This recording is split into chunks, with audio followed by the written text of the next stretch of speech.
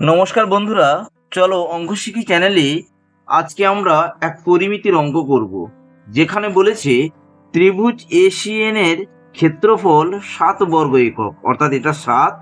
ত্রিভুজ বিসিএন এর ক্ষেত্রফল 28, এটা হচ্ছে 28।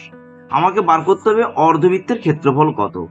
দেখো, ত্রিভুজ এসিএন সমান হাফ, ত্রিভুজ এসিএন সমান হাফ ইন্টু ভূমি এন ইন্টু উচ্চতা সিএন সমান কত? 7। আবার দেখো, ত্রিভুজ বিসিএন, ত্রিভুজ বিসিএন সমান হাফ ইন্টু ভূমি এন বি ইন্টু উচ্চতা সিএন সমান কত? 28। এবার এটাকে আমি 1 ধরলাম, এটাকে আমি 2 করলাম। তাহলে 1 ভাজিতক 2 এইটা যদি করে দিই, তাহলে এখান থেকে আমি পেয়ে যাচ্ছি half half CN CN A N by N B সমান 7 4 28 1 4। এবার একটু ধরে নি, একটু ধরে নিলাম, ধরি এ এন সমান এক্স একক, এন বি সমান 4x একক।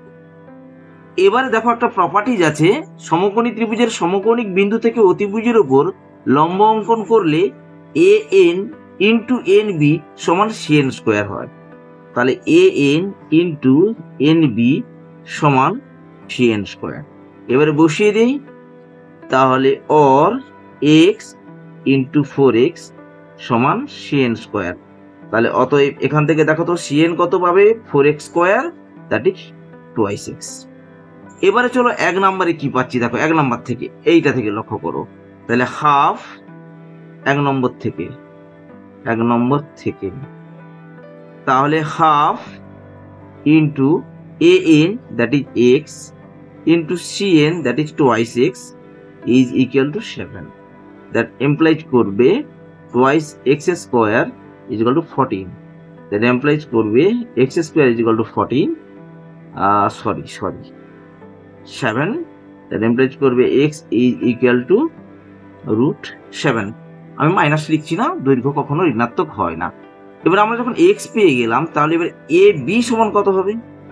তাহলে অতএব এ বি সমান হচ্ছে, দেখো, A N plus N B সমান A N that is X that is root 7 plus N B that is 4x 4 root 7 that is 5 root 7।